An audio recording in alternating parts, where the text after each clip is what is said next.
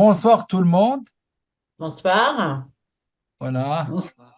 Merci beaucoup Charlotte d'être avec nous. C'est normal, hein, c'est toujours un plaisir. Et voilà, à l'accoutumée, tu es toujours là.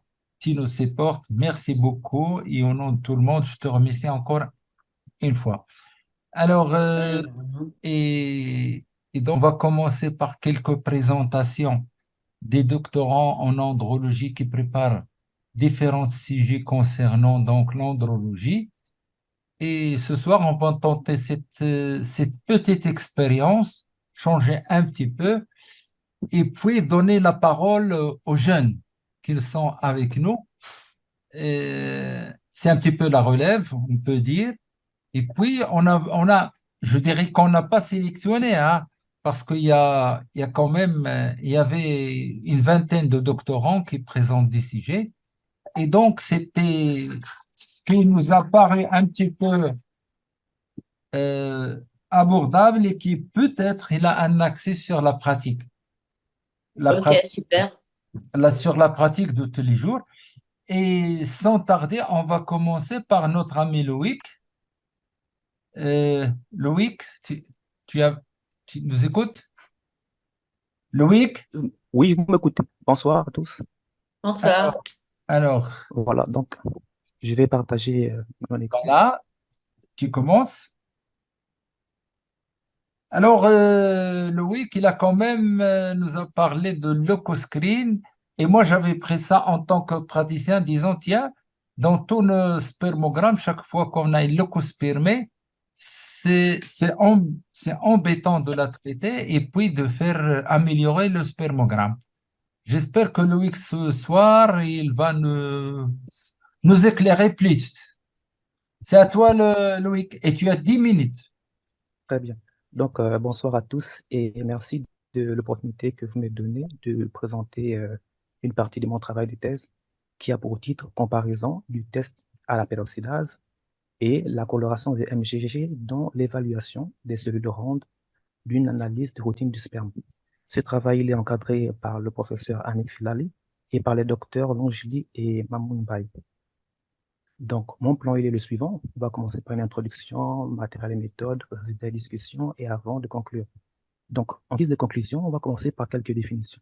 Tout d'abord, l'infertilité, que l'OMS définit comme étant l'incapacité pour un couple de concevoir un enfant, et cela après 12 mois de rapports sexuels réguliers sans contraception. Et c'est un véritable problème de santé publique, car à voir ce chiffre, environ 15% des couples dans le monde sont concernés par le problème d'infertilité et la responsabilité de l'infertilité au sein d'un couple sont équitablement partagées entre les hommes et les femmes.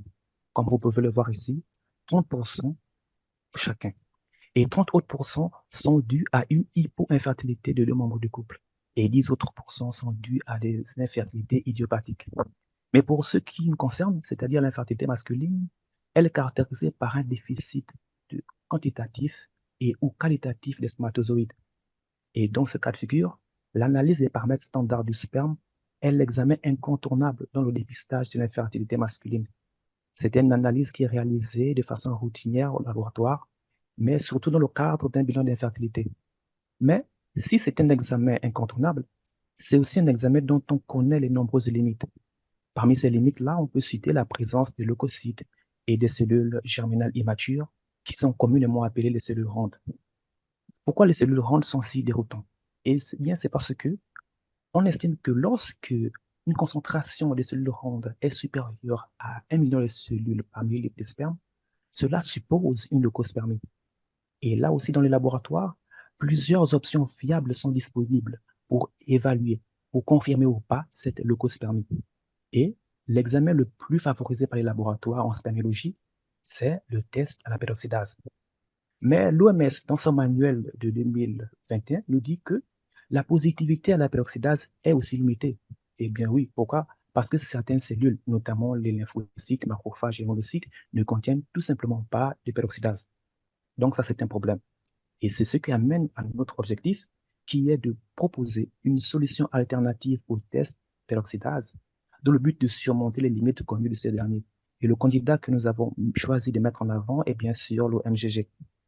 Donc, pour ce faire, nous avons donc recueilli 33 hommes âgés de 19 à 56 ans, issus de couples infertiles et venant consulter le Labomac pour une infertilité primaire ou secondaire. Les échantillons de sperme ont été recueillis par masturbation, puis ont été soumis à une analyse macroscopique, ensuite une analyse microscopique.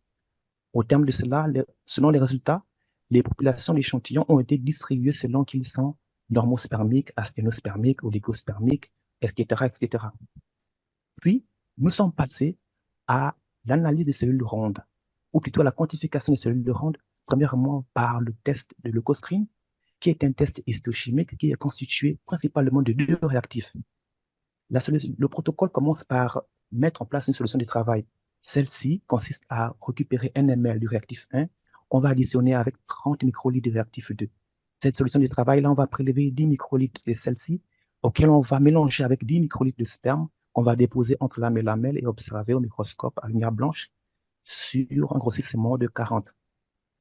Puis, toujours dans le but de quantifier les cellules rondes, cette fois-ci avec le MGG, nous avons d'abord, avant d'arriver à la coloration de MGG proprement dite, effectué une centrifugation du sperme sur le pur sperme à 90%.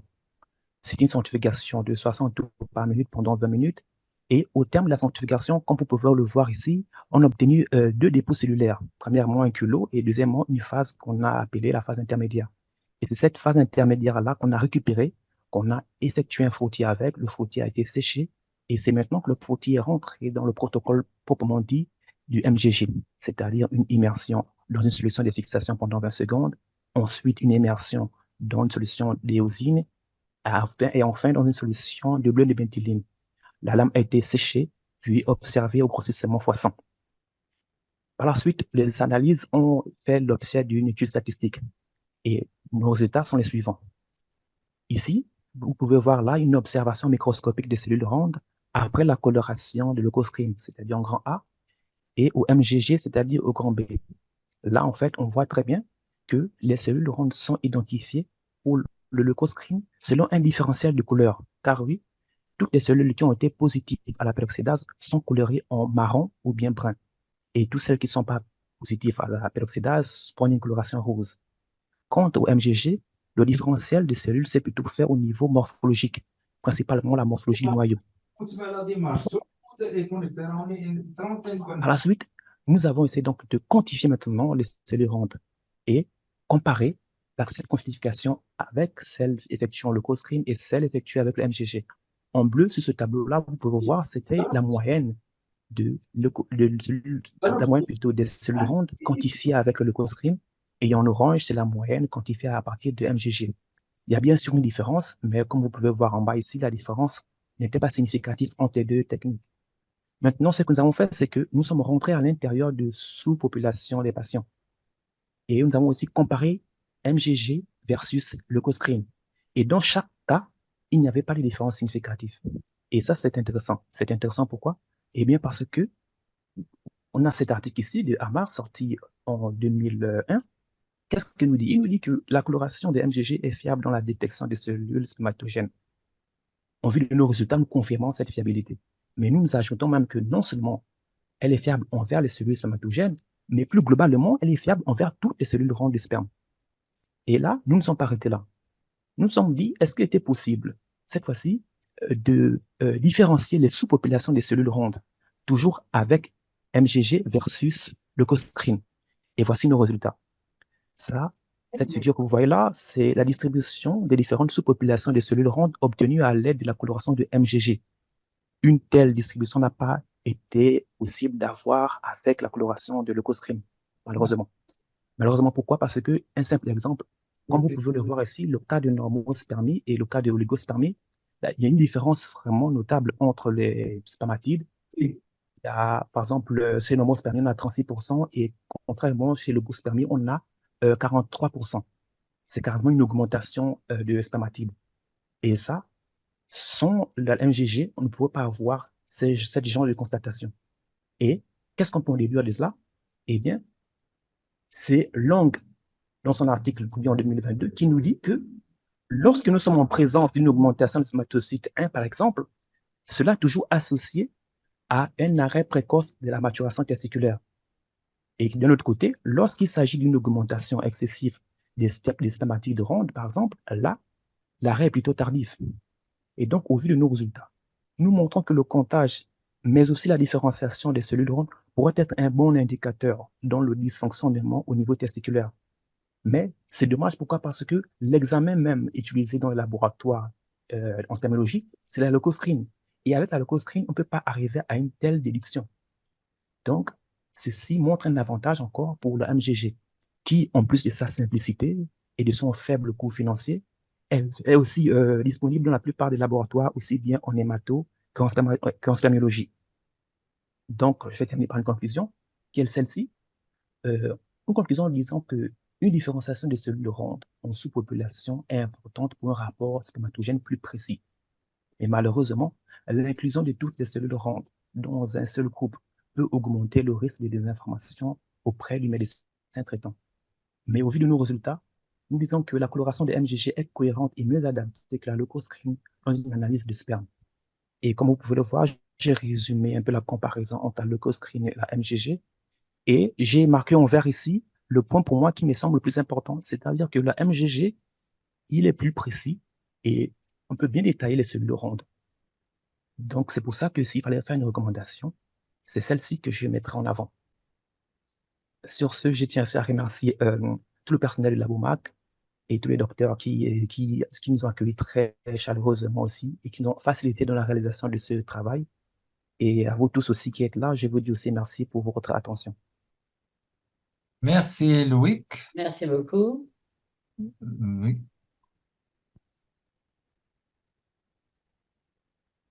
Nourdine, Sur- un Oui, un commentaire? oui, oui, l'idée de ce travail, elle venait parce qu'on avait des difficultés d'approvisionnement en leucoscreen. C'est pas commercialisé au Maroc et la carte Fertile Pro qui le fait n'est pas représentée au Maroc, donc forcément, on devait se débrouiller par nos moyens.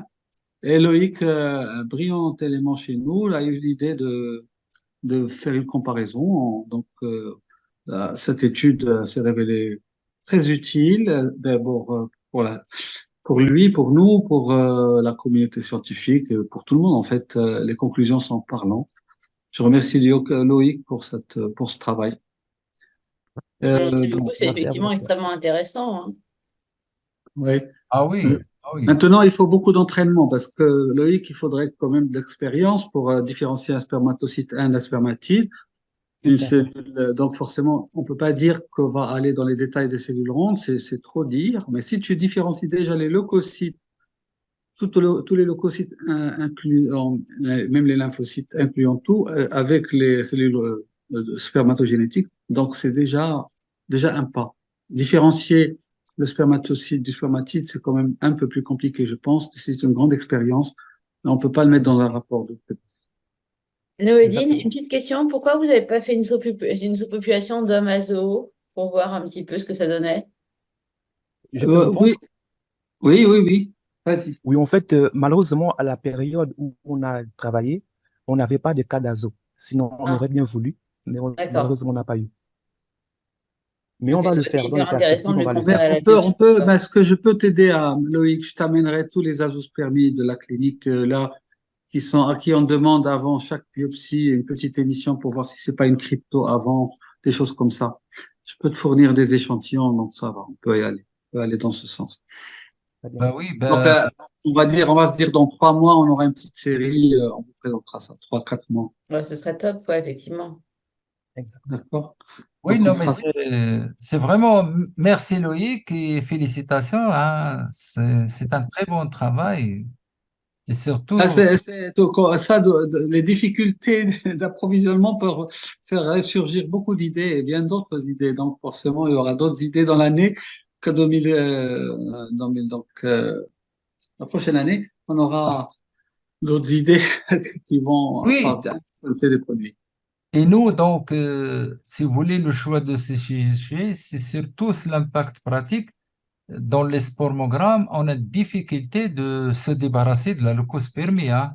C'est pour cela, donc, il faut qu'on soit sûr et certain que c'est une vraie leucospermie. Merci La encore. vérité, l'intérêt de ça, l'intérêt de ce travail, c'est quand on rend des valeurs très légèrement élevé. Quand l'OMS donne 1 million limite décisionnelle, et que nous, on a 1,8 million, 2 millions, c'est des valeurs, ces valeurs légèrement élevées peuvent être tout simplement le fruit d'une confusion au niveau du technicien ou du biologiste, au niveau de la lecture. Et on va engager peut-être le médecin dans un traitement lourd, Ah oui, injustifié.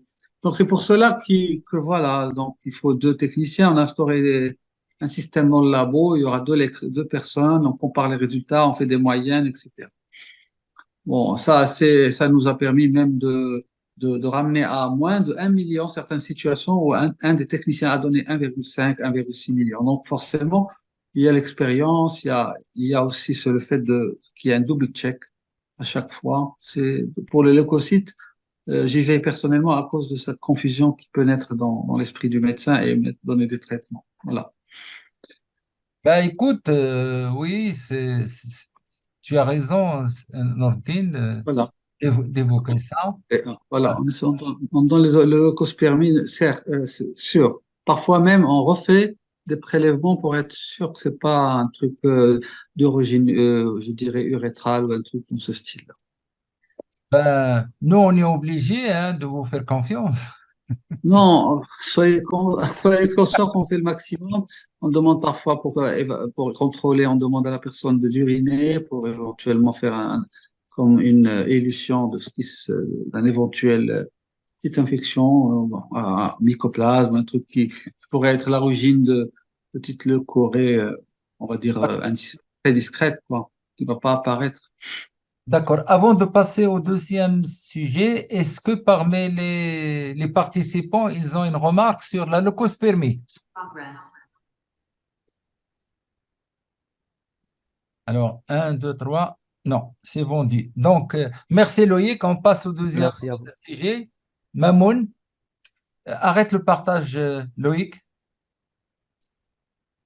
En haut, en haut.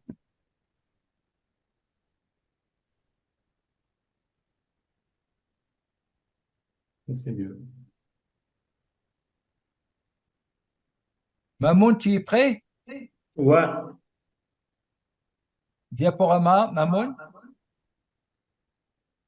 Diaporama. Voilà. C'est à toi, Mamoun. bonsoir tout d'abord. C'est Mamou. Aujourd'hui, je suis ravi d'être avec vous en ligne pour vous présenter une partie de ma thèse intitulée Quantification de l'ADN libre séminal comme étant une perspective en AMP.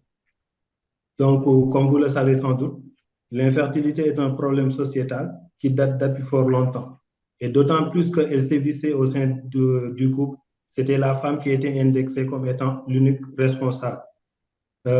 L'équipe d'Argawal et ses collaborateurs ont montré en 2021 que 15% de la population mondiale sont touchés par l'infertilité et qu'un couple sur 7 va consulter pour avoir un enfant. Et parmi les causes, la femme était responsable à hauteur de 50%, le couple 20% et l'homme 30%, même si ces pourcentages sont discutés au niveau de la littérature.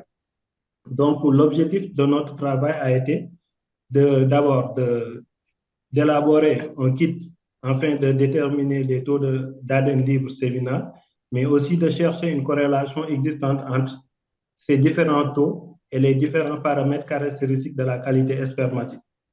Pour ce faire, donc, nous avons eu à travailler sur 60 échantillons, dont 10 échantillons normosospermiques, 10 échantillons asténosospermiques et 10 échantillons azospermiques, 10 oligosospermies, 10 tératosospermies et 10 échantillons dont l'indice de fragmentation de l'ADN était élevé, c'est-à-dire supérieur à 30%.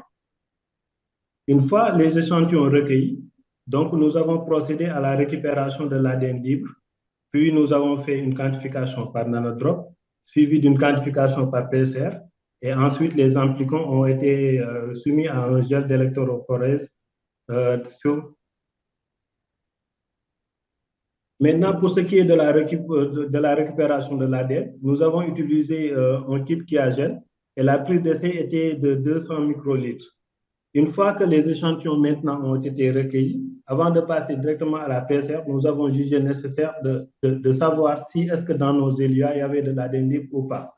Ainsi, nous avons utilisé un nanodrop pour la simple raison que c'était simple pour la manipulation et ça لا demandait juste, كنت والو شوف يلا هو المهم اش غادي نقول لك يلا ça demandait, ça demandait juste un microlitre pour la manipulation. Ça ne nécessite pas de dépôt en cuve et le nettoyage était rapide.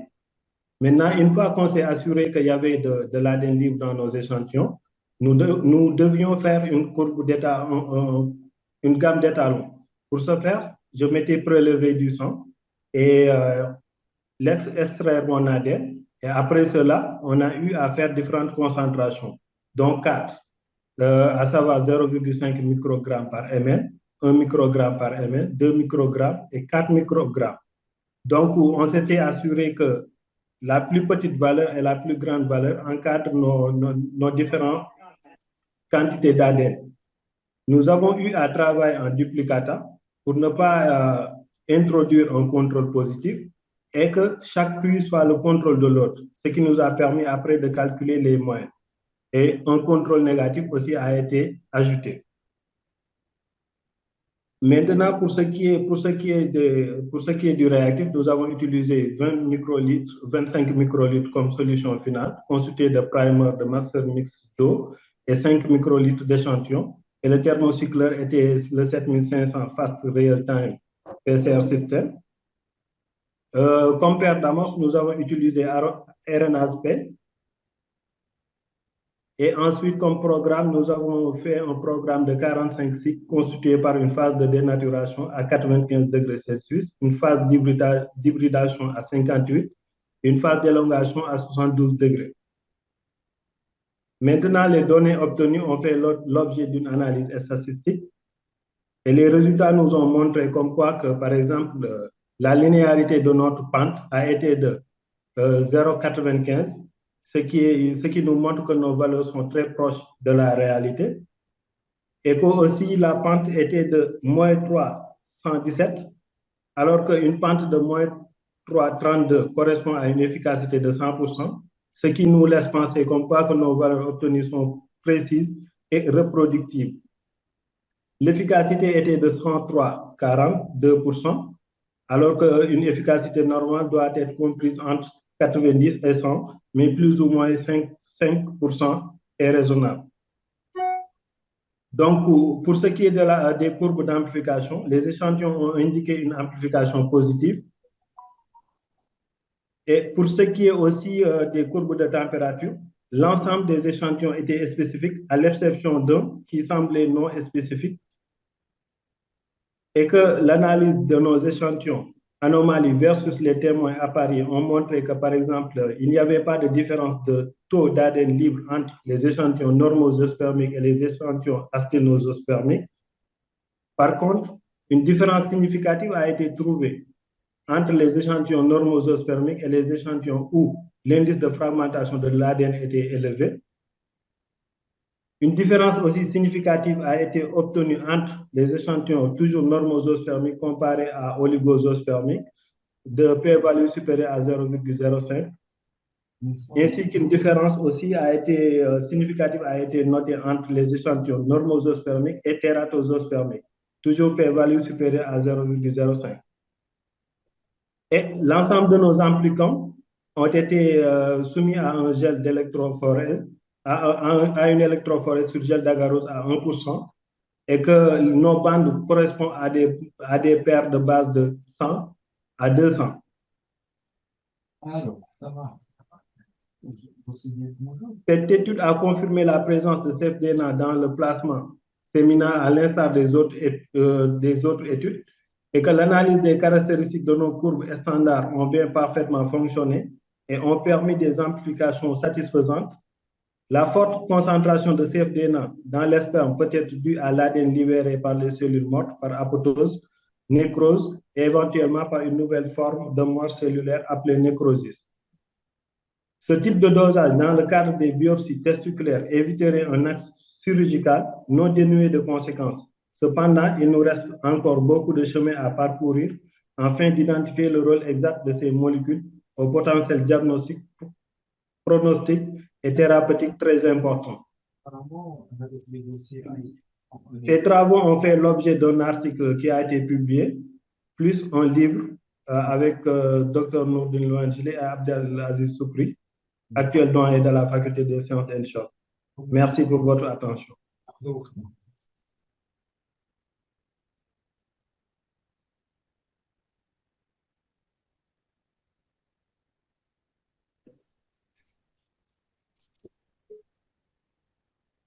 Merci, Mamoun. Merci beaucoup. Très bien, donc merci Mamoun aussi. Est-ce qu'il y a des questions?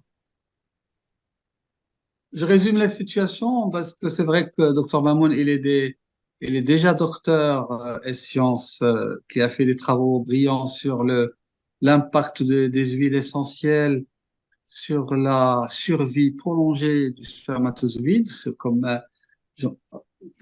qui pourra présenter dans les futurs staff. C'est un travail magnifique. Ça, c'est le sujet d'une seconde thèse qu'il a débuté. Donc, il s'intéresse à l'ADN libre.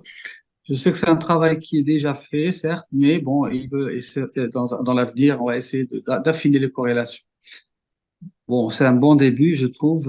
Bon, c'est vrai que j'attends des commentaires d'autres spécialistes. C'est un test, c'est vrai, non spécifique, c'est un vrai problème parce qu'il augmente aussi bien dans les frags élevés, dans les tératospermies, dans tout ce qui est problème lié à la nécrose, etc. Donc forcément, il peut induire en erreur en matière de renseignement, mais bon, comment peut-on affiner ça? Bon, l'étude ne fait que commencer. Pardon, je voulais juste poser la question. Oui, Sur l'ADN libre, quel type d'ADN libre? C'est le sel, c'est vrai, DNA ou c'est autre chose?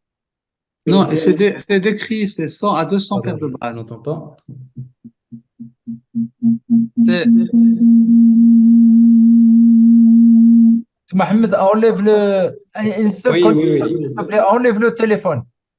C'est ce que je viens. On disait, Oui. on disait qu'il a bien, sur le gel, il a identifié la taille des fragments. C'est de l'ADN libre entre 100 et 200 paires de bases. C'est cette catégorie d'ADN à laquelle on s'adresse, libre. Oui, comme tu sais, on a fait l'autre étude sur l'ADN libre dans l'endométriose. C'est pas le même, c'est pas la même chose. Ben, c'est vrai que les origines ne sont pas les mêmes parce que l'ADN libre, bon, l'ADN libre, L'ADN cette libre, il vient de toutes les cellules peuvent donner de l'ADN libre. d'accord, ok, c'est C'est vrai. la question. Mhm. Il y a une question, c'est quoi l'ADN libre? Ouais, c'est quoi l'ADN libre? Ben, Oui. je pense que Dr Mamoun peut expliquer, il est concerné directement. Tu Mhm. nous entends, Dr D'accord. Mamoun? Alors, La- Maman, à toi, Maman.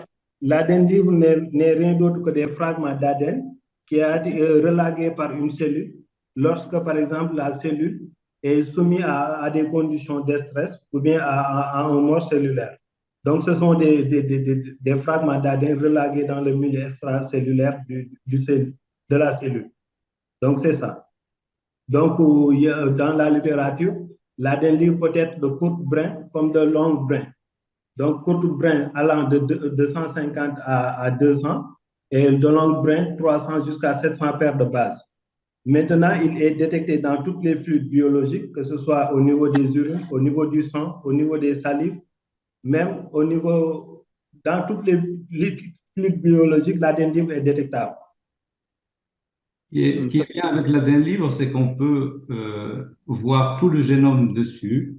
Mhm. Et c'est très ancien. Moi, je me rappelle, c'est 1948, la première fois quand ils ont commencé à l'utiliser, ils l'ont trouvé. Donc, comme quoi, c'est quelque chose d'ancien.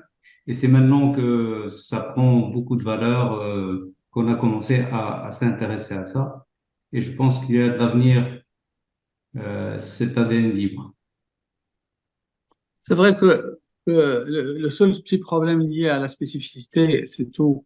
Parce que et le jour où on différencie exactement une gamme d'ADN libre pour tel organe, bah oui, on ira plus vite, c'est sûr. Et c'est Mais bon, et c'est hmm, possible. ah, Le problème aussi, c'est qu'au niveau, par exemple, c'est sa source. Par exemple, il n'est pas parfois, par exemple, les études ne montrent pas que, par exemple, cet ADN provient de telle cellule ou de telle cellule. Par exemple, ça peut venir de l'ensemble de cellules et de telle sorte que par différents mécanismes. Par exemple, par la apoptose, par nécrose ou bien par nécrosis. Du fait, donc, c'est ce qui rend un tout petit peu sa quantification et son spécificité très difficile de se dire que, par exemple, c'est telle cellule qui l'a donné. Donc, les limites, c'est ça. Et quand il y a une grosse nécrose dans la cancérologie, je pense que les taux sont beaucoup plus élevés que chez la personne normale, ce qui serait intéressant pour les diagnostics non invasifs, pour l'endométriose, comme on a dit, mais surtout en cancérologie. Ouais. C'est un domaine très, très intéressant et je pense qu'on a intérêt à nous y mettre un petit peu. Mhm. Merci, Mimoun. Je Mohamed, tu vous as en prie. évoqué l'ADN et l'endométriose. Oui. André, André, tu es avec nous? Oui, oui, je suis là, je suis là. Oui. Alors, on aimerait bien avoir ton avis ADN libre et endométriose. Alors, d'abord, je vais donner, si vous permettez, mon avis sur le sperme, parce que moi, j'avais fait une grosse étude Oui? sur le sperme qui présentait des altérations de l'ADN, soit des décondensations, soit des fragmentations de l'ADN. Et c'est vrai qu'on avait constaté qu'il y avait une augmentation de l'ADN libre. Mais ce qu'il faut savoir, c'est pour ça que je voudrais répondre à Monsieur Ndiaye, c'est ça? Oui. Euh, c'est que l'ADN libre, c'est une conséquence, ça n'est pas une cause. Hein. L'ADN libre, c'est le fruit d'un stress oxydatif qui peut se traduire n'importe où, en dehors du fait de la nécrose, de l'apoptose et qui appartient à toutes les cellules du génome. L'ADN libre, c'est le témoin d'un gros stress oxydatif. Le problème du sperme, c'est qu'il y a souvent soit des infections, soit des anomalies qui sont la cause de la zoospermie, de l'hypospermie, de tas de manifestations comme ça spermatiques, qui font que l'ADN libre peut varier de haut en bas. Ce qui est intéressant, c'est pas tellement le taux d'ADN libre qu'on obtient dans ces anomalies, c'est de corréler ce taux à la pathologie qu'on est en train d'étudier. Si on arrive à faire une bonne corrélation, l'avantage de l'ADN libre, c'est qu'il y a un traitement derrière. Et ce traitement, ça consiste à lui donner une endonucléase de type synthétique. En effet, l'ADN libre, normalement, il est géré dans l'organisme humain par une endonucléase naturelle, endogène. Quand l'excès d'ADN libre est là, ça veut dire que cette endonucléase naturelle, endogène, a été dépassée par les événements. Alors, on peut l'aider en coupant cet ADN libre pour accélérer son élimination par le sang, par les reins, donc dans les urines. Et il y en a même qui sont amusés à doser l'ADN libre dans les urines, qui est un moyen le plus court de voir si cet ADN est en excès ou pas. Donc ça, c'est pour le sperme. Donc c'est très difficile. Et comme disait mon ami Nourdine tout à l'heure, effectivement, il faut faire le tri là-dedans de toutes les pathologies spermatiques, ce qui n'est pas simple, pour faire une corrélation correcte entre l'ADN libre élevé et la pathologie en question. Pour l'endométriose, comme vous le savez, à l'aide de nos amis Nourdine et aussi monsieur le professeur Zarqawi, nous avons mis au point un test génique qui est basé sur le fait suivant. L'endométriose a 4 fois plus d'ADN libre élevé qu'une femme normale. On va dire, pour être précis, 3,9 fois plus. Et cette endométriose, elle est diagnostiquée par un couple qui est augmentation de l'ADN libre et une étude génomique. Et cette étude génomique nous a permis, après 2 ou 3 études préliminaires, de constater que 4 gènes sur les 9 candidats les plus sérieux avaient des défauts de méthylation Et ce défaut de méthylation représente une signature de la maladie endométriosique. Alors ça, c'est avec une spécificité à 97% et avec une sensibilité de 92%, ce qui veut dire qu'en fait, il faudra tester sur 3-4 000 tests pour affiner un peu la sensibilité. Donc, du coup, l'ADN libre, je suis d'accord avec l'auditoire, l'ADN libre, c'est une planche de salut diagnostique pour des tas de pathologies, et en particulier pour nous, les gynécologues, pour l'endométriose. Et je dirais même que nous, avec Monsef Ben Khalifa, on avait cédé un brevet en 2014 à Ferring, où on avait montré que dans une population générale de femmes infertiles, l'ADN libre était globalement élevé de façon significative, et le traitement par une endonucléase nous a permis, chez des femmes qui avaient entre 4 et 8 tentatives de FIV sans succès, d'obtenir près de 50% de grossesse. Donc, Ferring, pour l'instant, ne veut pas nous recéder ce brevet.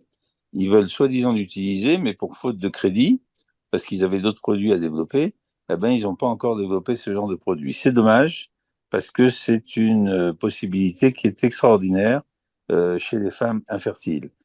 Alors, ça veut dire quoi aussi, et j'en finis, ça veut dire que l'ADN libre est peut-être aussi présente dans l'endomètre, et que non seulement elle peut interférer dans les phénomènes implantatoires par l'inflammation qu'elle est censée représenter, mais en plus, en traitant cet ADN libre, on peut libérer l'endomètre d'un profil cytokinique délétère et permettre à cet endomètre d'implanter des embryons de façon plus nette et précise. Voilà ce que je voulais dire. Merci André. Charlotte, est-ce qu'on peut prévoir dans un avenir proche l'intérêt de l'ADN libre dans le sperme? Est-ce qu'il y a une possibilité? En fait, il y a beaucoup d'intérêt hein, actuellement sur l'ADN libre, ça c'est une certitude, hein, aussi bien pour une sorte de prédiction en fait des issues de la biopsie, mais aussi à la place des grands marqueurs de l'inflammation. Mhm. Grosso modo, aujourd'hui, chacun va un petit peu en ce sens, même si il y a effectivement des batailles de clochers. Ça reste quelque chose d'extrêmement intéressant. De la même chose que de la même manière que ça s'intéresser au protéome séminal, c'est aussi extrêmement intéressant. Hein. On a aujourd'hui des marqueurs ubiquitaires. L'ADN libre, c'est sûrement le marqueur le plus ubiquitaire de tous. Et du coup, ça permettrait de se dire, par exemple, sur les problématiques d'infertilité avec un nombre de spermatozoïdes normaux, etc., de se dire que tant qu'on Oui. a un ADN libre Et vous êtes augmenté, là? il y a sûrement des choses à traiter. Je descends, je suis dans ma chambre. J'ai pris une douche. Ouais, ouais. Voilà. D'accord, ok. D'accord, d'accord. Donc, merci Mamoun. Et à Euh, vous. voilà. Alors, Kibir, tu arrêtes le partage, s'il te plaît. Mamoun, arrête le partage. OK. C'est fait. Kibiro,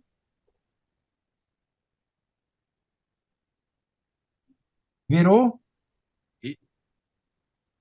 voilà. Donc, tu as OK. Voilà, vas-y.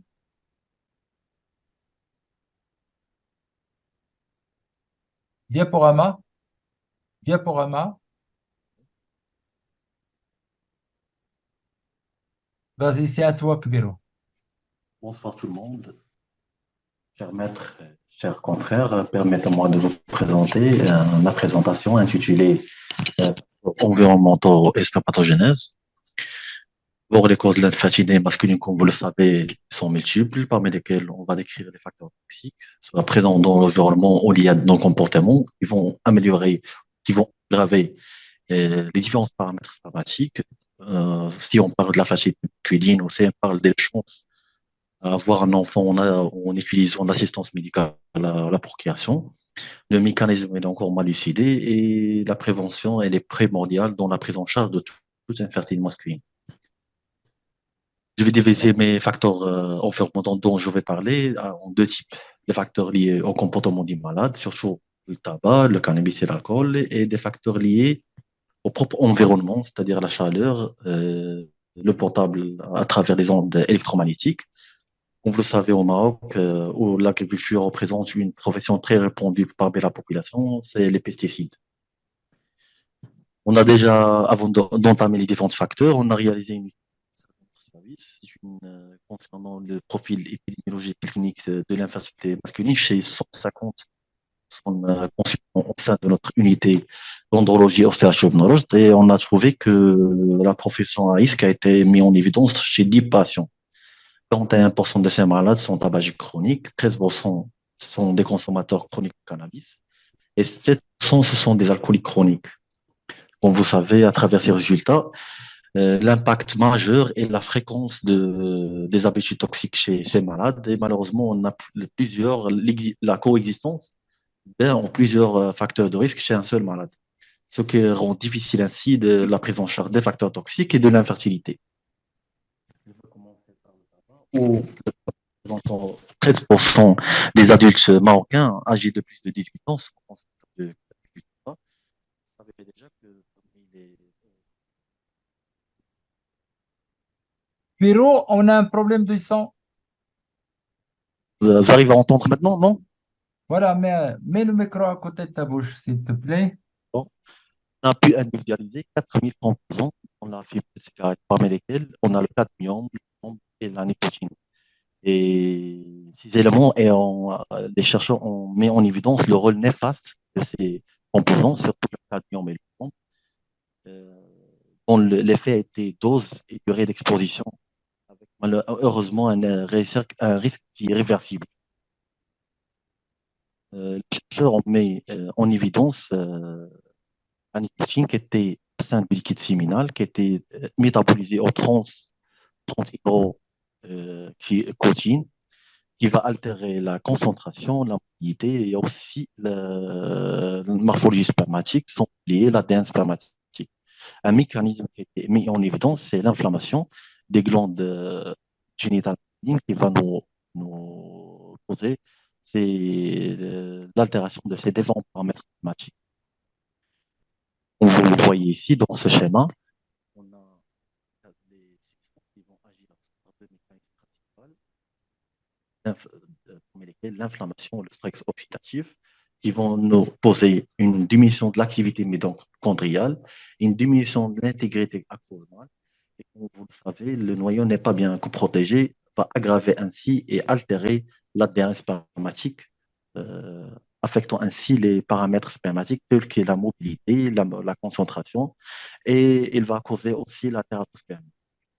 Une étude expérimentale comparatif qui a mis en évidence une diminution de la mobilité spermatique et une diminution de la concentration spermatique, aussi sans oublier l'altération des biochimies des liquides séminales chez les patients fumeurs de tabac. Deuxième étude qui est expérimentale, qui a mis en évidence l'effet de l'ADN spermatique, l'effet du cannabis, du tabac sur l'ADN spermatique. Deuxième comportementaux, c'est l'alcool. Si on parle de contexte marocain, c'est 1,4% de la population marocaine âgée de plus de 15 ans. Selon l'Office national des drogues et d'addiction, sont consommateurs d'alcool. Et l'alcool va agir en double effet. Le premier effet, c'est un effet central qui va être responsable d'une désynchronisation de la GNRH hypothalamique et donc responsable d'un hypogonadotrophe partiel. C'est une accélérée qui est l'atrophie testiculaire avec altération des cellules de Leydig et de Sertoli. Les différentes actions vont être responsables. Pierrot, Oui, Pierrot, oui, on entend mal, là, on n'entend pas. Rapproche, mets le micro, s'il te plaît. Ne t'éloigne pas trop du micro. d'accord. Vous m'entendez maintenant? Oui, oui, maintenant, oui. Le deuxième effet, c'est l'effet périphérique de l'alcool qui va être responsable d'une atrophie testiculaire avec une altération des cellules de Leydig et de Sertoli. Et donc, au spermogramme, chez les alcooliques, on va trouver quoi? Une hypospermie, une asténospermie et aussi une oligospermie. C'est un schéma qui va nous résumer un peu l'effet de l'alcool sur la spermatogénèse. Comme j'ai dit, on a une action centrale, une action périphérique. En passant à l'étude expérimentale, toujours, la plupart des études que j'ai mis dans cette présentation, ce sont des études comparatives et qui ont mis en évidence non seulement une altération des paramètres spermatiques, mais aussi l'altération des FSH et des LH et de l'ostradiol chez les alcooliques. Une étude qui a été un peu intéressante, qui a été faite par Nathalie, ils ont pris un volontaire et l'ont mis à des quantités croissantes d'alcool. Et après les quantités croissantes d'alcool, ils ont fait un sévrage. Et comme vous voyez ici, après, dans ce tableau, on observe que l'alcool avait altéré progressivement les différents paramètres, la concentration, la mobilité, la morphologie et le volume spermatique. Et heureusement, après le sévrage, on a pu récupérer les différents paramètres spermatiques, ce qui met en évidence l'impact néfaste de l'alcool. Deuxième, on a le cannabis. J'essaie dans cette présentation de parler un peu des chiffres marocains ou du contexte marocain. On a le cannabis, malheureusement, le Maroc est le premier pays producteur du cannabis, d'où on voit beaucoup de malades chez nous, consommateurs de cannabis, avec les différents modes de consommation, soit de la forme inhalée, soit la forme sublinguale qu'on appelle chez nous le kala, et autre forme, c'est sous forme de pipettes comme celle-ci. Malheureusement, on voit encore des jeunes qui consomment ces différents éléments et on a l'âge jeune de début de consommation. L'élimination du cannabis est très lente et ces effets délétères sont plus importants sur le paramètre spermatique. Le cannabis, comme pour l'alcool, il va agir au niveau d'action centrale en diminuant ainsi la GnRH hypothalamique. Action périphérique va être double action sur la fonction endocrine, où il va être responsable d'une altération de la sécrétion de la testostérone. Une action autre périphérique, c'est sur le cellule de Sertoli, et il va activer l'apoptose cellulaire. Action sur les spermatozoïdes, on va avoir une altération de l'asténospermie et surtout une altération aussi de différents paramètres de l'ADN spermatique. Une étude de cohorte, c'était la plus vaste des études, parmi les plus vastes des études, qui a concerné 1215 hommes qui étaient convoqués au Danemark pour service militaire, et parmi lesquels ils ont trouvé des gens qui consommaient le cannabis durant les derniers 3 mois. Ces hommes ont bénéficié d'un spermogramme qui a mis en évidence une altération des paramètres spermatiques, surtout la concentration et la mobilité spermatique, avec un effet encore aggravant de la cigarette. Cette étude met en évidence l'effet néfaste sur la fonction endocrine en montrant une altération de taux plasmatique de la testostérone. Deuxième, parmi les facteurs environnementaux, on a la chaleur. Vous savez que la spermatogenèse se fait à une température comprise entre 2 et 4. Et la température scrotale va ainsi influencer les différents paramètres spermatiques, sans oublier l'ADN.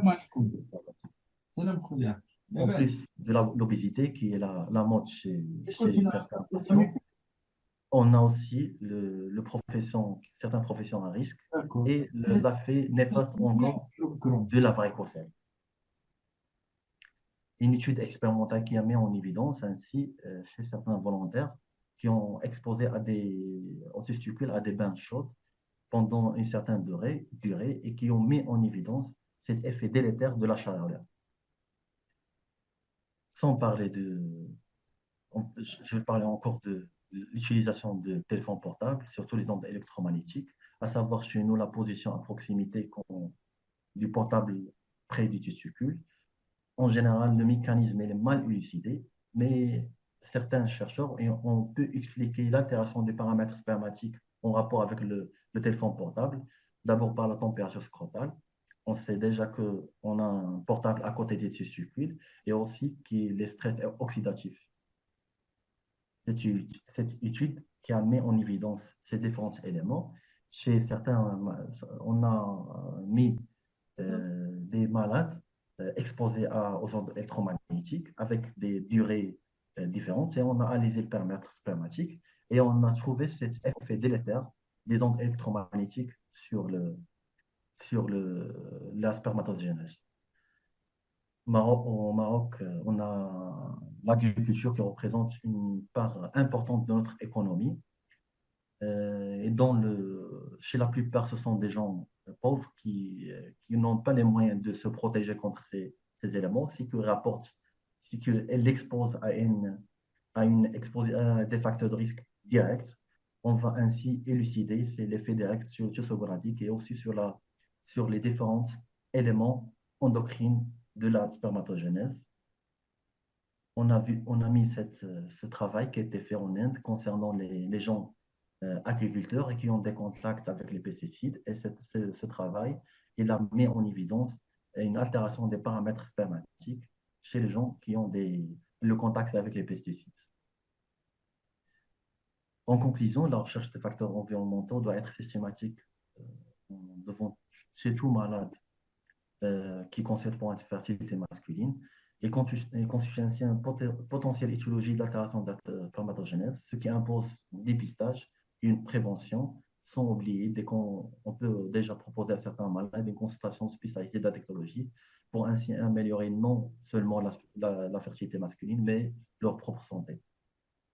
Merci beaucoup pour votre attention. J'essaie d'être le plus rapidement et le plus bref possible avec cette. Merci, Kbiro. Merci beaucoup pour cette mise au point très claire. Merci.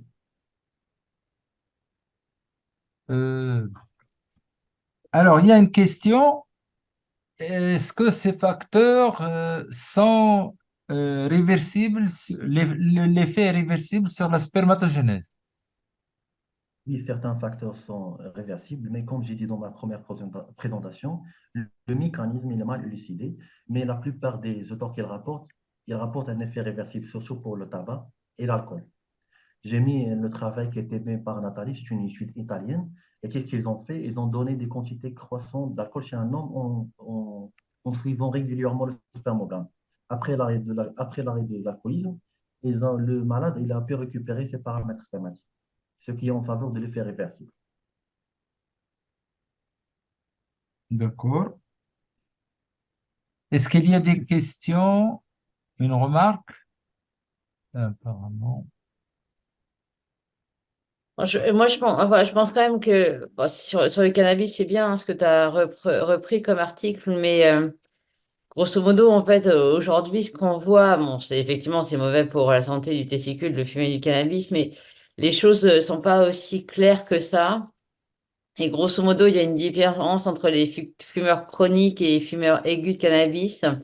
On a quand même, en fait, l'impression que c'est pas si uniciste l'effet. Mais bon, il faut quand même que le message soit clair et qu'il y a un intérêt à arrêter le cannabis, hein. Voilà. Parmi les L'alcool critiques de l'étude et que j'ai mis, l'alcool et le tabac.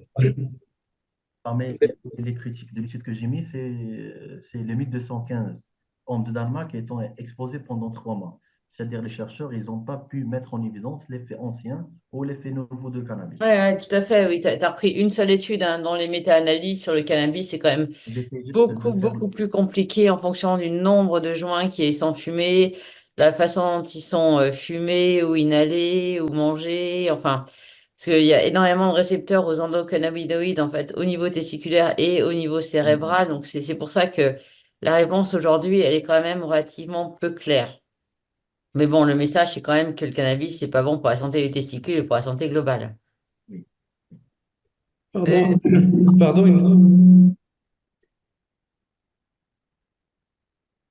une Et- question. oui, Une question sur les pesticides, parce que ça aussi c'est très important et c'est très fréquent et on en voit régulièrement ici au Maroc comme ailleurs d'ailleurs. Je pose la question pour les pesticides parce que tu les as cités au départ et puis c'est Non, passé. On a une étude parlé qui était plus en. de l'alcool et du tabac.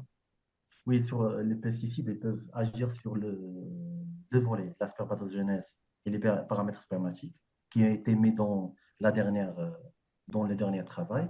Et la deuxième chose, c'était sur l'action sur les hormones. Il y a des pesticides plus nocifs que d'autres ou Ils ont déjà parlé de façon générale sur les pesticides, ils n'ont pas spécifié dans les différents articles. Ouais, alors après, aujourd'hui, il y a effectivement des papiers qui sont sortis sur les différents types de pesticides qui sont plus pires les uns que les autres, et sur tout ce qui est environnementaux aussi, avec les plastiques, les phtalates, les parabènes, etc. Grosso modo, la problématique, c'est le microdosage de chacun de ces facteurs environnementaux, parce qu'on le sait bien chez l'animal, mais dans l'espèce humaine, étant donné que c'est une accumulation de petites doses, on a du mal à savoir lequel est le pire. Donc chez l'animal, les choses sont quand même un peu plus claires que ça. Voilà. Et puis ensuite, la réversibilité, bah, c'est toute la difficulté en fait de s'imaginer l'arrêt de l'exposition à tout ça. Mais le message, en tout cas, il est en tout cas que avant le cycle de spermatogenèse pour une future grossesse et pendant la grossesse, il faut le moins exposer en fait les gamètes et l'enfant à venir à l'ensemble de ces substances, et puis aussi, bien entendu, pendant les 3 premières années de vie où c'est extrêmement important, et éventuellement bah, toute sa vie, en fait, d'éviter tout ça. Mais c'est compliqué de vivre tout seul sur sa montagne avec des framboises bio, quoi. Et je peux me permettre de rajouter quelque chose concernant les pesticides. Parmi les pesticides les plus Bonsoir, nocifs, ce qu'on Hamida. appelle bonsoir tout le monde, bonjour tout le monde. Si je peux me permettre, nous on travaille sur les pesticides puisque notre laboratoire c'est le Péritox, c'est-à-dire donc tout ce qui est impact des pesticides, que ce soit toxiques chimiques tels que les pesticides ou physiques tels que les champs électromagnétiques, comme il a montré tout à l'heure monsieur. Moi je voudrais revenir sur les pesticides. Effectivement, parmi les pesticides les plus nocifs, nous on a expérimenté donc le chlorpyrifos, qu'on appelle les organophosphorés. D'accord. Et parmi eux, on l'a fait à la fois chez l'homme, mais également chez l'animal. Et on voit bien que, comme vous dites, madame, c'est la notion d'OA, de la notion de 1000 jours de vie. Et on voit bien que ce n'est plus la dose, la forte dose qui fait en fait le poison, mais c'est la fenêtre de vulnérabilité et surtout l'effet chronique à petite dose. L'effet à petite dose, l'accumulation, et c'est ça qui fait les impacts. Et on a exposé, on a mimé une femme enceinte à travers les rats, l'animal, la gestation, lactation, et au moment du sevrage, les petits n'étaient pas du tout exposés aux néopesticides. Nous, on a rajouté encore un régime high fat diet pour faire la coexposition.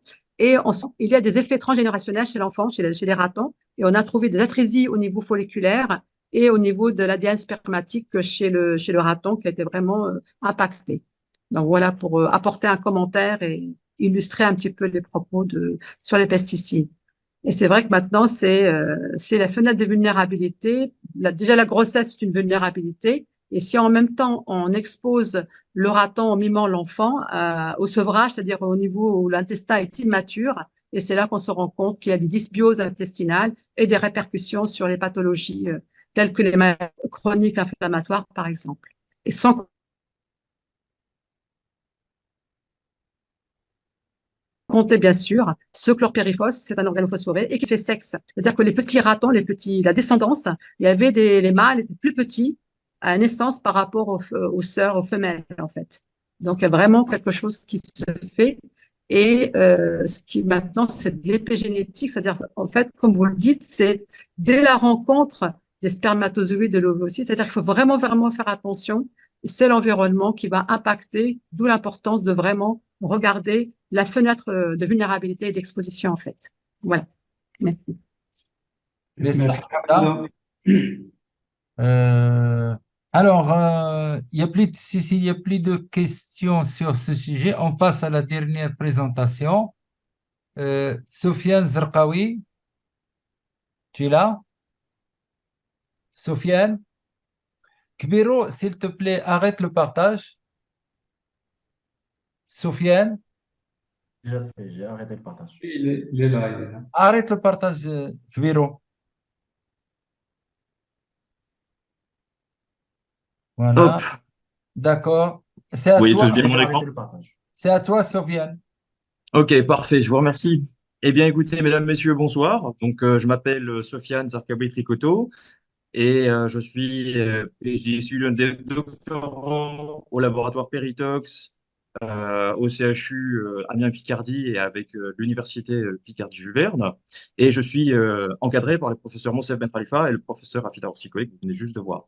Alors, je vais vous présenter aujourd'hui donc mon travail qui va être à la recherche d'une signature potentielle du microbiote dans l'endométriose. Et j'ai eu l'occasion de présenter mon travail, du coup, au congrès du SMEM que vous pouvez voir ici en bas à droite. Alors, avant toute chose, je vais vous faire un petit rappel sur ce que c'est le microbiote, si ça veut bien tourner. Voilà. Donc, le microbiote, en fait, on peut dater sa découverte depuis le début des années 1900 et il est connu sous le nom d'organe caché. Après The Whole Genome Project, The Human Genome Project, où en fait, on a voulu regarder donc, les gènes chez les humains, on s'est vite rendu compte qu'on n'avait pas assez de gènes pour expliquer toutes les fonctions du corps humain. Et en fait, on s'est intéressé au microbiote et on a vu qu'il donnait jusqu'à 150 fois plus d'informations génétiques que l'entièreté du génome humain. Le microbiote, il a une relation symbiotique avec son hôte et il va interagir avec de multiples processus biologiques et notamment l'immunité. Et c'est ça qui va nous intéresser, en particulier dans l'endométriose. Une des caractéristiques du microbiote, c'est qu'il va être divers et stable dans sa niche écologique. Dans le cas d'un déséquilibre, lorsqu'on va avoir un changement de communauté microbienne, c'est ce qu'on va appeler une dysbiose. Et en fait, une dysbiose, ça va être associé à un développement de maladies, notamment des maladies cardiovasculaires, des maladies respiratoires, le diabète, des maladies, enfin des syndromes, des maladies cérébrales, etc. L'avancement des connaissances dans le microbiote humain va en fait nous a permis d'accélérer la compréhension de certaines maladies, mais aussi de tester de nouvelles voies thérapeutiques, telles que, par exemple, la transplantation fécale. Le microbiote qui nous intéresse ici, en particulier chez la femme, donc c'est le microbiote urogénital qui va représenter jusqu'à 9% de son microbiote total. Il va être séparé en deux entités. Le premier, c'est le microbiote vaginal. Donc, le microbiote vaginal a été décrit en 1892 par Herbert Dödelein, qui a décrit donc le bacille de Dödelein. En fait, ce bacille s'est révélé être le lactobacillus, qui domine d'ailleurs le microbiote vaginal sain. On retrouve quatre lactobacillus, quatre espèces, donc Lactobacillus crispatus, Lactobacillus gasseri, Lactobacillus iners et Jensi.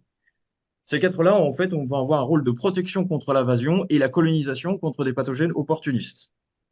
Et il faut comprendre aussi que le microbiote vaginal, ce n'est pas composé uniquement de lactobacillus, mais il y a aussi différentes bactéries et des pathogènes opportunistes. En cas d'une dysbiose, le microbiote vaginal, donc, on va avoir des complications gynécologiques importantes, telles que, par exemple, des accouchements prématurés, des fausses couches, des taux de conception beaucoup plus faibles ou même parfois de l'infertilité. Et la dysbiose la plus commune, ça va être la vaginose bactérienne, où, en fait, qui va arriver au moins une fois dans la vie d'une femme en âge de procréer. Le second microbiote qui va nous intéresser, donc c'est le microbiote endométrial. Alors, je tiens à challenge un dogme. L'utérus n'est pas un organe stérile. Ça a été prouvé à maintes reprises, une première fois en 1995, puis en 2016, puis en 2017, puis en 2020, puis en 2021. Alors, les bactéries les plus représentées dans la cavité utérine, ça va être principalement des lactobacillus, puis les Gardella et les bifidobacterium. Dans le cadre d'une dysbiose, on va avoir une endométrie chronique. Ça va être souvent le cas. Et donc, le microbiote endométrial mérite plus d'investigation, puisqu'en fait, on est en train de le redécouvrir pour mieux comprendre des problèmes gynécologiques. Alors, je vais vous présenter quelques résultats préliminaires. Donc, dans une première fois, j'ai adapté des techniques du microbiote intestinal vers le microbiote endométrial. Donc, on a fait de la culture classique, mais aussi on a voulu faire de la quantification bactérienne. Donc, on est parti d'un groupe de 12 personnes où, en voulant adapter ces techniques, on s'est vite rendu compte qu'on a eu quelques problèmes pour extraire un peu l'ADN, puisque c'est surtout des grammes positifs, donc elles ont une paroi assez épaisse. Et on a réalisé des techniques de QPCR. Alors, voici deux exemples. Donc, sur votre gauche, vous pouvez voir, du coup, hop, je vais prendre un pointeur laser, comme ça vous verrez bien. Donc, ici sur votre gauche, Donc, en rouge, vous avez toutes les bactéries totales qu'on a retrouvées chez cette patiente. Chez cette patiente. En vert, ici, vous pouvez voir que très proche des bactéries totales, on a énormément de lactobacillus. En bleu, vous pouvez voir du coup des bactéries pathogènes et on voit qu'elles sont très loin, donc ça veut dire qu'on a une petite population de pathogènes. Quand on va regarder par contre sur notre droite, une patiente atteinte d'endométriose, donc celle-ci, elle avait un kyste. On peut voir qu'en rouge, on a encore nos bactéries totales. Par contre, on voit très bien que les bleus, les pathogènes, sont très proches de nos bactéries totales et que nos lactobacillus, qui sont censés être la signature d'un microbiote sain, vaginal sain, eh bien, il est beaucoup plus long. On a une plus faible population par rapport aux pathogènes. Et en fait, ça va vite se voir, donc ici dans ce schéma, où on peut voir, enfin dans ce schéma, dans cet histogramme, où on peut voir du coup notre patiente atteinte d'endométriose, où on voit bien qu'en fait, elle a une dysbiose. On a perdu nos lactobacillus ici, que vous voyez sur le témoin que je vous ai présenté ici, où on a vraiment, donc ici en bleu, nos pathogènes. Et donc, avec une probable dysbiose, perte des lactobacillus et des firmicutes et une augmentation de la population pathogène. Nous avons aussi travaillé sur de l'ADN circulant. L'ADN libre circulant, on avait 66 patientes, donc 40 patientes dans un groupe contrôle, 27 patientes atteintes d'endométriose. Nous avons prélevé deux échantillons sanguins et ainsi que du liquide folliculaire. Et on a réalisé une technique de PCR en temps réel et on a utilisé des primures ALU 115 et 247. Alors, malheureusement, nous n'avons pas eu de ces résultats significatifs parce qu'en fait, c'est une technique qu'on fait de la mise au point encore. Ou est-ce que les primures qu'on a utilisées ne sont pas suffisants? Ou est-ce que nous n'avons pas bien assez resserré d'autres groupes puisqu'on voit certaines, on a une petite tendance où on voit bien effectivement une augmentation, mais ce n'est pas encore très marqué. Donc, il faut qu'on resserre notre groupe d'endométriose puisqu'on avait pris des endométrioses stade 1, stade 2, stade 3, stade 4. On avait tout regroupé ensemble. Et on pense qu'on va séparer du coup stade 3 et stade 4 pour peut-être voir un peu mieux. Alors, en conclusion, le microbiote vaginal et endométrial nous permettrait de mieux comprendre l'endométriose, puisqu'il va quand même dialoguer avec le système immunitaire, et sachant que l'endométriose est une maladie immuno-inflammatoire, ça peut jouer un rôle clé dans cette maladie. Et donc, il est important pour rechercher la signature de ces microbiotes. Donc, plus d'investigations sont aussi nécessaires à comprendre comment le microbiote va être dans le micro-environnement de l'endométriose, puisque l'endométriose, c'est aussi systémique. Et donc, on peut aussi avoir le microbiote intestinal qui peut être impacté. Évidemment, plus d'investigations sont nécessaires donc, dans notre étude sur l'ADN libre, avec des meilleurs primers, de meilleurs contrôles et de meilleurs. Alors, je tenais à remercier du coup mes directeurs de thèse, donc le professeur Rafida Orsikoué, ainsi que le professeur Monsef Ben Khalifa, toute l'équipe de Péritox qui du coup m'aide sur mon travail, ainsi que le staff de l'hôpital d'Amiens qui me fournit les échantillons. Voilà, je vous remercie de votre attention. Si vous avez des questions, n'hésitez pas. Merci, Sofiane, de Merci cette beaucoup. présentation complète et je dirais intéressante. C'est à toi, Charlotte. À moi quoi? Des questions. S'il y a une Une question, question? Bah, moi, j'ai pas beaucoup. je veux, oui, un commentaire. Oui, voilà. Écoutez, merci beaucoup pour ce beau travail, hein, le microbiote. Alors, moi, je suis uro-andro, hein, donc mon topic, c'est pas l'endométriose. Par contre, aujourd'hui, c'est quelque chose sur lequel on travaille énormément, tous énormément. Je pense qu'il y a un vrai intérêt, on se rend enfin compte de ces problématiques, de ces problématiques qui sont liées à nos modes de vie, à l'alimentation, etc. Et est-ce qu'un jour ça pourra changer nos pratiques? Est-ce que, tu vois, typiquement, des traits, enfin, est-ce que sur le microbiote, tu auras derrière, en fait, des traitements qui vont avoir un impact sur l'endométriose? Moi, je ne serais pas capable de te répondre. Mais c'est aussi des choses qui nous intéressent parce que, comme tu le sais, ça a été démontré il y a hyper longtemps, en fait, quand tu changes de pays et du coup d'alimentation, bah, tu changes ton microbiote, mais tu vas aussi changer tes facteurs de risque de certains cancers, hein. En particulier, là, je pense au cancer du pancréas et au cancer du sein chez les femmes japonaises qui immigrent aux États-Unis. Donc voilà, alors je pense qu'aujourd'hui, une des difficultés sur le microbiote, c'est d'aller au-delà de toutes les fausses vérités que le grand public entend et à qui on veut leur vendre en fait tout ce qui est complément alimentaire, probiotique, qui les rend beaux de l'intérieur et de l'extérieur. Donc voilà, donc c'est un peu mes commentaires D'accord. sur le microbiote. André? André? En attendant, André, moi je voulais Oui, juste dire, vas-y, c'est Mohamed. oui, pour le microbiote, on est avec ce process et ce microbiote, chaque personne a son profil spécifique à partir de la naissance. Maintenant, est-ce qu'on va pouvoir le changer? Parce que c'est vrai qu'il y a le mode alimentaire, le mode de vie et les voyages et le changement et tout ça. Mais il y a dès le départ des gens avec un microbiome différent de l'autre, même dans la fratrie.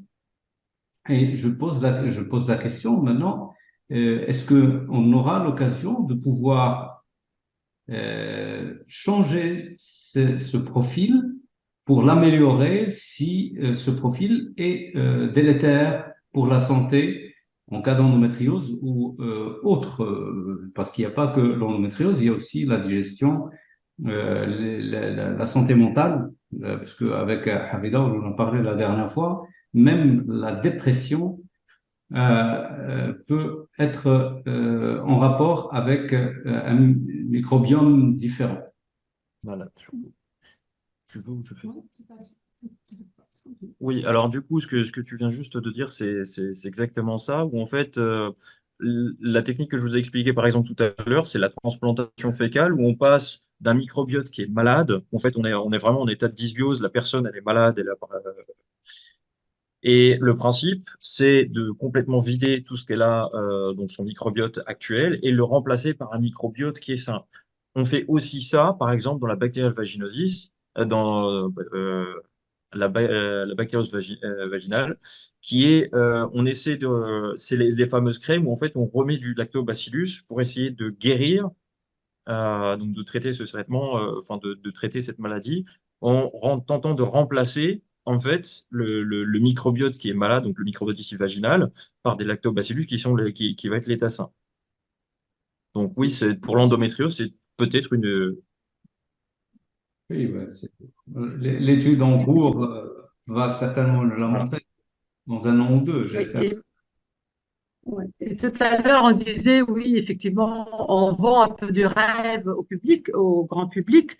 C'est vrai et pas vrai, parce que maintenant, il y a des études qui prouvent, en fait, que si on associe une stratégie nutritionnelle via des prébiotiques, via des fibres alimentaires, on peut améliorer la dysbiose, parce que le but de la fibre alimentaire, c'est quoi? C'est que lorsqu'on va ingérer cette fibre telle qu'un prébiotique, ce prébiotique va arriver directement au niveau du côlon, et on sait que la majorité de population microbienne au niveau intestinal, c'est au niveau du côlon, et les bactéries vont utiliser donc cette fibre, dégrader cette fibre et vont relarguer ce qu'on appelle les métabolites bactériens. Et si on dégrade, on va plutôt privilégier en fait la croissance des bifidobactéries et des lactobacillus.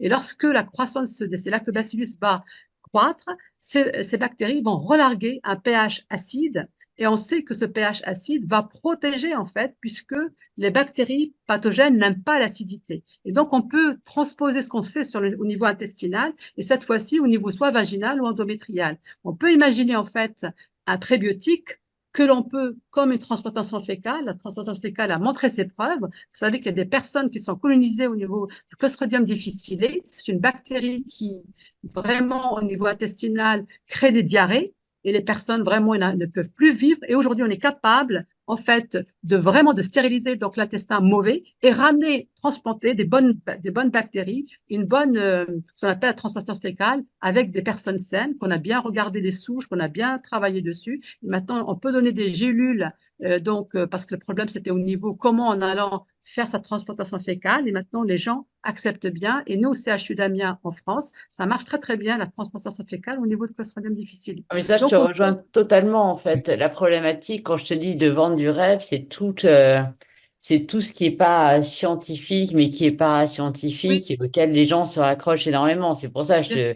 que Oui, j'avais oui, cité ce qui est beau à l'intérieur se regarde à l'extérieur, tu vois.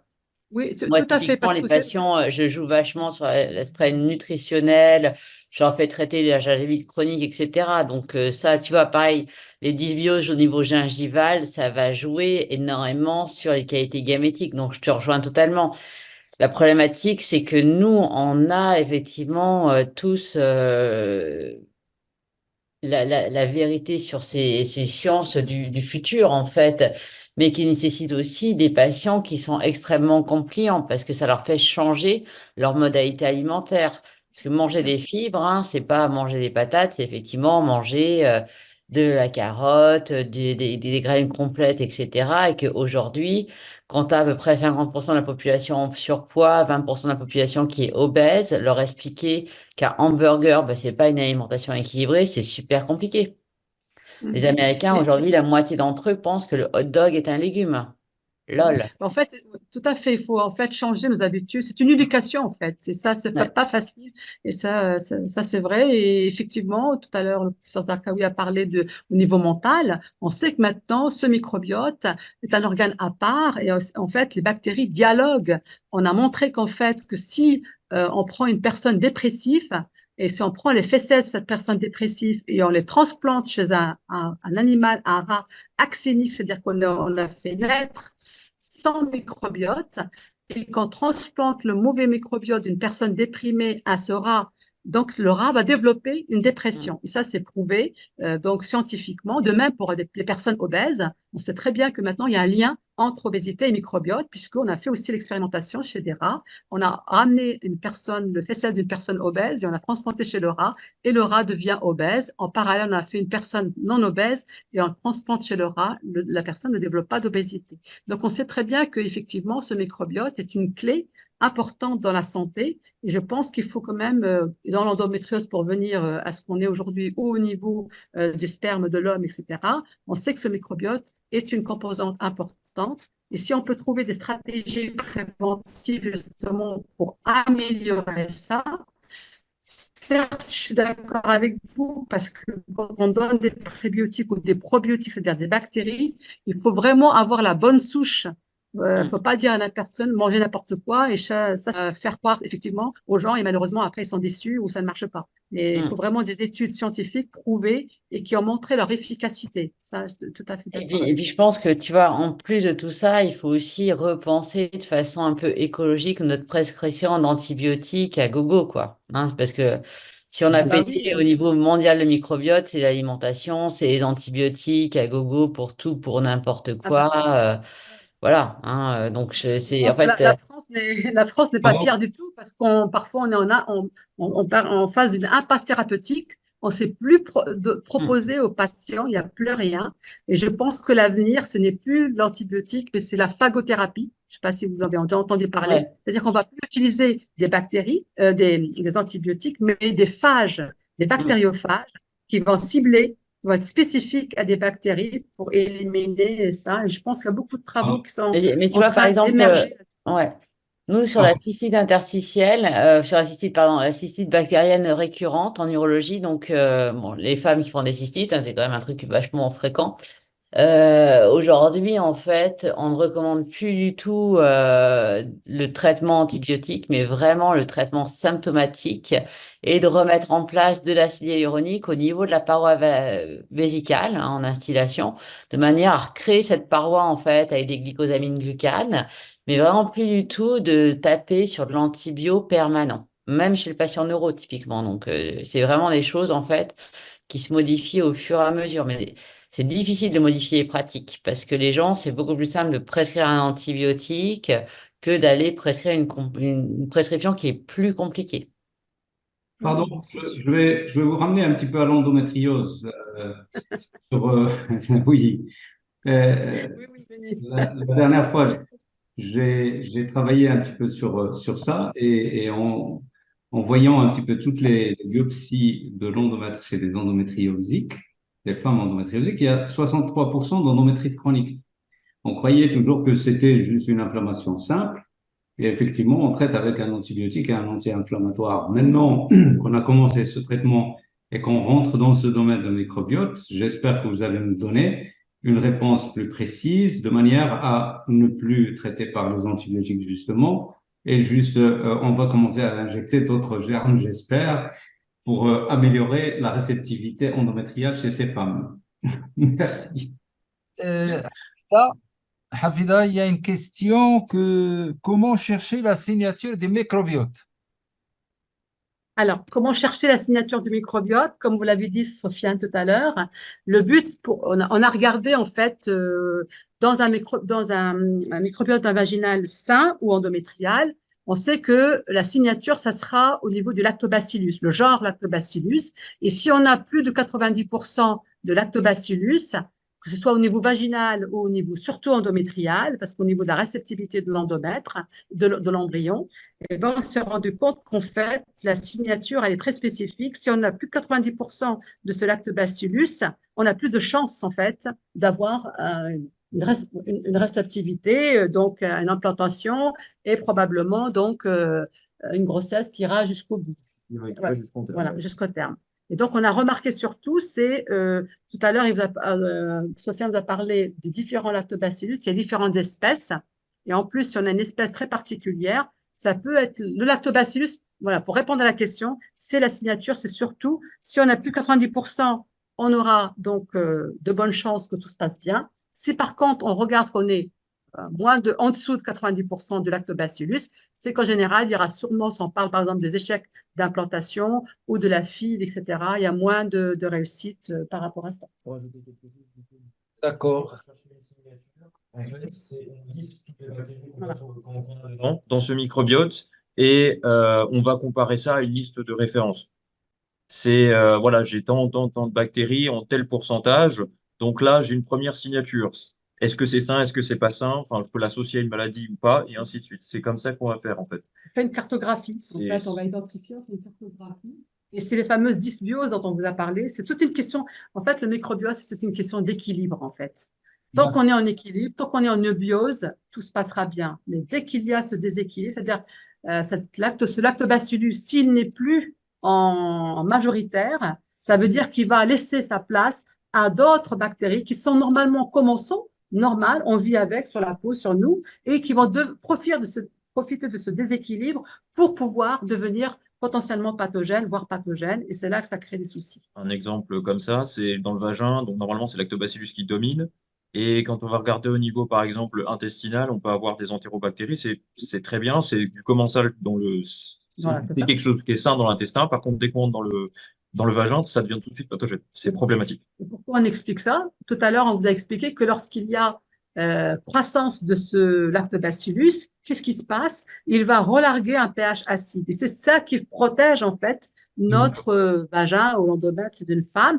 Et dès que ce lactobacillus, la croissance diminue, ça veut dire que le pH diminue. Et donc, ça veut dire qu'automatiquement, le pH augmente puisqu'il n'y a plus de lactobacillus, devient le pH basique. Et donc là, les bactéries pathogènes aiment un pH basique qui n'aiment pas le pH acide. Et donc, c'est elles qui vont proliférer et c'est elles qui vont faire des dégâts à ce moment-là. Comment? Merci. Ah, pardon.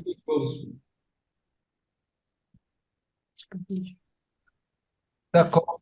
Mais écoutez, je pense on est arrivé au terme de ce webinaire ou cette réunion de ce soir. Je remercie les différents orateurs. Nordine, tu as un commentaire? Non, non, j'ai appris beaucoup de choses aujourd'hui, j'avoue, avec comment corriger les dysbioses et les prébiotiques et tout ça. J'espère qu'on a beaucoup de patientes qui souffrent d'implantation répétitive, donc on va pouvoir, on a de l'espoir là, on a de l'espoir, pas seulement dans le cadre de l'endométriose, mais bon, la prise en charge également donc, des problèmes d'infertilité chroniques qu'on n'arrive pas à résoudre. J'espère une voie est ouverte dans ce sens. Ouais, il y a beaucoup de voies de recherche aujourd'hui, c'est ça le gros Ouais, avantage. Après, on espère exact- avoir un jour des réponses. exactement. Très D'accord. bien. Et je pense qu'il y aura surtout le TECO-MECEN, je sais qu'il n'y a pas de solution magique, hein, c'est une association de beaucoup de choses, hein, faire attention à ce qu'on mange, à ce qu'on vit, pas rester assis, pas prendre trop d'antibiotiques, parce que la médecine ne pourra pas tout traiter malheureusement. Exactement. L'activité physique, il ne faut pas l'oublier, l'activité physique, c'est très, Ouais. très important dans l'équilibre. D'accord. Alors, on vient de me... Fils décédé il y a 3 ans. Pour ses antécédents médicaux, patient diabétique sous ADO il y a 1 an.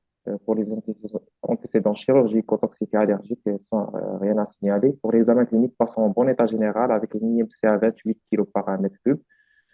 Pas de masse palpable, testicule de taille normale, indolore, toucher rectal prostate estimé à 20 grammes ferme, base de vessie souple. Le reste de l'examen clinique est sans particularité. Le spermogramme, il présente une nécrospermie associée à une leucospermie et hémospermie importante. Spermoculture, elle est négative. La recherche des mycoplasmes urogénitaux est négative et la recherche des chlamydia trachomatis par PCR sont négatifs.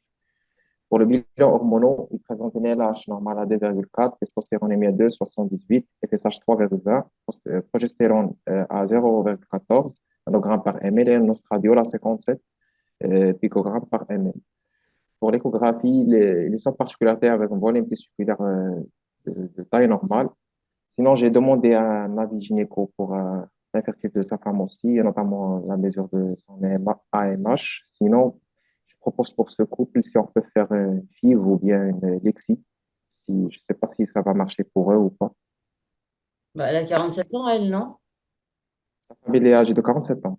Ouais, elle a 47 ans. Enfin, c'est très bien qu'il y ait un taux d'aneuploïdie, même en FIV. Dès que la femme passe 41 ans, tu as 5% de grossesse. Donc, je ne sais pas trop ce que tu veux nous entendre dire là, en fait, grosso modo.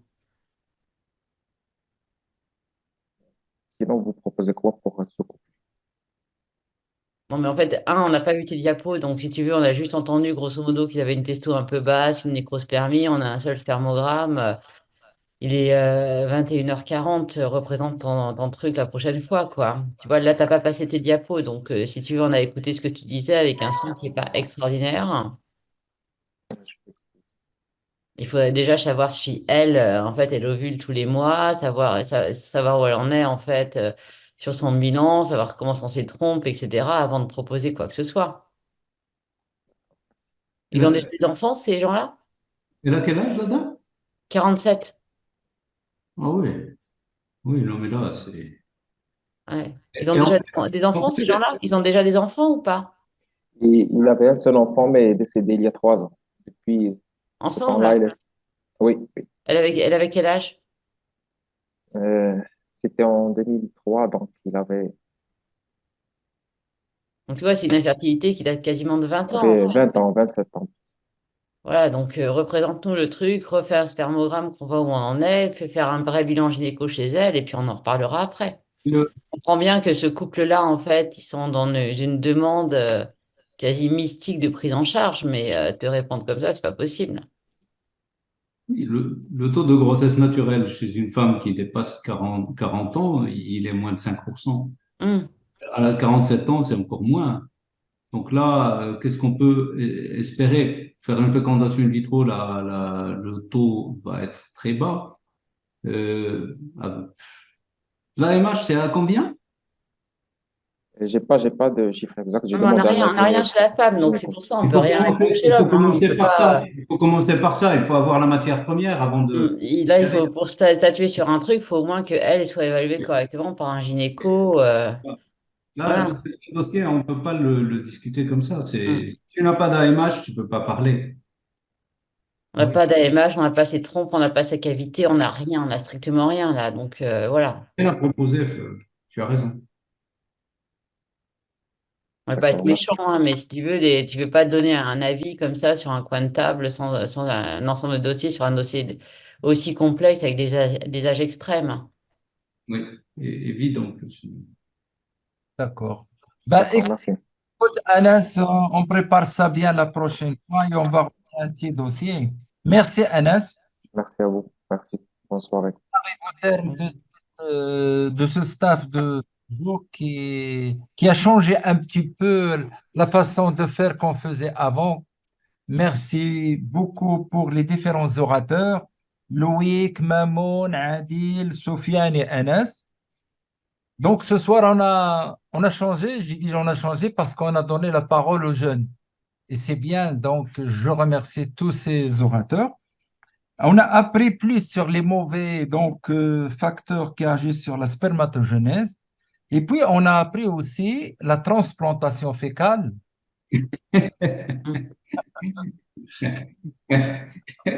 Prépare-toi, tu dois d'abord fumer un peu avant de prendre ça.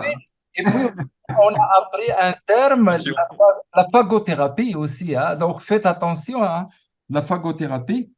Donc, merci Charlotte, comme d'habitude, un des piliers de ce staff. Merci beaucoup, beaucoup Charlotte. De On rien, vous de rien. embrasse tous. Et puis Hafida aussi, qui est avec nous ce soir. J'espère il va revenir et rester avec nous. Nordine, Si Mohamed, André, qui était avec nous au début, et tous les participants qui ont pu rester jusqu'à 7 heures. Bonne soirée à tout le monde. Bonne soirée, au revoir. Ouais. Merci, bonne soirée. Au revoir.